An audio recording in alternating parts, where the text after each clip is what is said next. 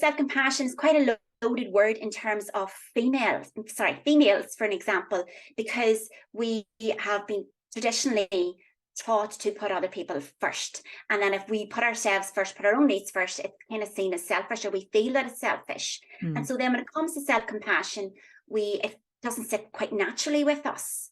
And it's really about changing your perspective around that, in so far as if you want to have a self-compassionate nature to others, you must have to have it to you first.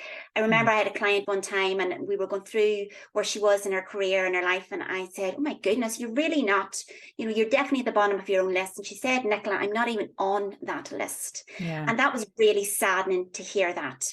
So it's self-compassion is not selfish. It's not about complacency either. In fact, it's actually coming from a place where you're acknowledging that things are okay. You don't always have to be the best at everything.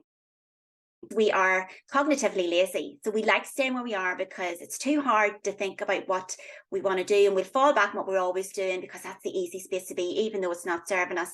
And we're really scared about the future because we can't measure it.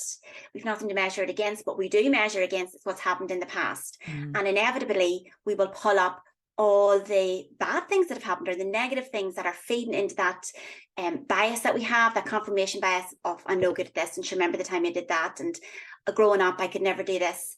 And so it is really, our confidence is about, well, we look at ourselves through our own limiting beliefs.